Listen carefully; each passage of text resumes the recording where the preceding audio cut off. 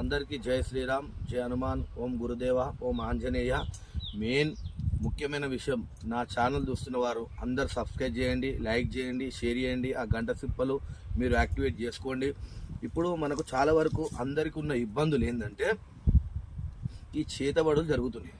చేతబడులు చెడు ప్రయోగం. చేతబడులు అంటే చాలా రకాలుగా ఉన్నాయి. బాణవతులు ఉన్నాయి, శక్తులను లేపి ఉన్నాయి, యక్షిని పిశాచులు ఉన్నాయి.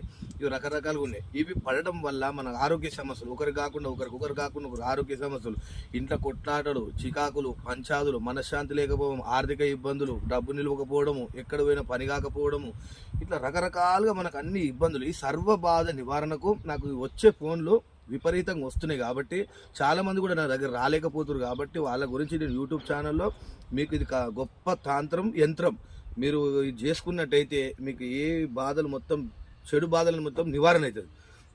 ఈ చెట్టు దగ్గరికి వచ్చి ఎందుకు చెప్తున్నా అంటే మర్రి చెట్టు కాబట్టి చూపించి చెప్తున్నా. దీనివల్లనే మీకు ఉపయోగం.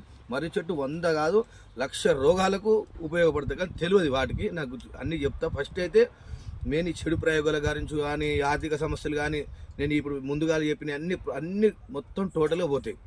అయితే ఇది ఆదివారం నాడు పొద్దున 6 గంటల సమయం రావాలి. అంటే బ్రహ్మముహూర్తం రావాలి. 5:30 గంటల వచ్చి ఈ మరిచెట్టు కాడ సంకల్పం చెప్పుకోవాలి. మంచిగా దండం పెట్టుకోవాలి. చెప్పులు ఇప్పి దండం పెట్టుకొని, నాకు ఈ బాధలు ఉన్నాయి, నాకు ఈ దోషాలు పోవాలి, నాకు ఈ బాధలు పోవాలి, మా భార్యతోటి పంచాలు ఉన్నాయి, మా ఈ పాలలతోటి పంచాలు ఉన్నాయి, జాగభూముల కాడ పంచాలు ఉన్నాయి. ఇలా రకరకాల ఎన్నో ప్రాబ్లమ్స్ ఉంటాయి మనిషికి.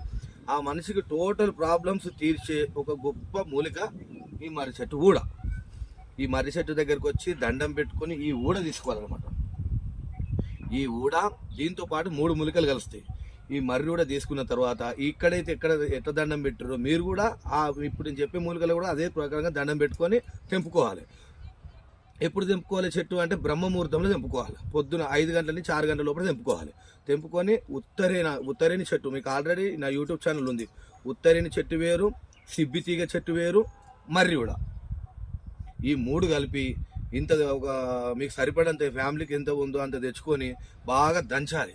ఈ దంచిన తర్వాత ముద్దలకి వేసుకుని దాంట్లో పచ్చకర్పూరము, జాబదు, కుంకుమ పువ్వు, కొద్దిగా ఇలాచీ పౌడర్, ఇలాచీ ఉంటాయి కదా మనం తినే ఇలాచీ, ఇవన్నీ ముద్దలెక్క కలిపి ఒక దగ్గర దేవుడి దగ్గర పెట్టుకొని దండం పెట్టుకొని ముద్దలెక్క కలిపి కొద్దిగా గుగ్గిల మైసాచులు కలుపుకోవాలి. కలుపుకొని ఇల్లంతా పొగేసినట్టు సర్వ బాధ నివారణ, కొట్లాటలు, పంచాదులు ఏది ఉండదు. ఇక ఏదైనా గ్రహాలు, పీడలు, దోషాలు, దయ్యాలు, గీయాలు ఏది ఉన్నా కొట్టుకపోతూనే ఉంటాయి వెంబటినే.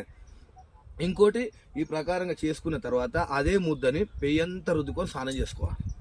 మీకు పొడుసుడు కానీ, కీళ్ళ నొప్పులు కానీ, వాత నొప్పులు కానీ, చేతబడి నుంచి అరిగే, కొంతమందికి తలనొస్తుంది, తలకు రుద్దుకోవాలి, కొంతమందికి మొఖాలు ఒడిచినట్టు మొఖాలు రుద్దుకోవాలి.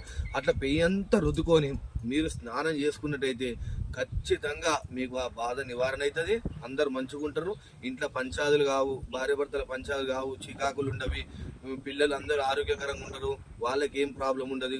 అందరిగా ఏ రోగనాశనం అనమాట, రోగనాశనం. ఇది మీరు రెమెడీ యూజ్ చేసుకున్నట్టయితే మీరు హాస్పిటల్ పోవాల్సిన అవసరమే లేదు.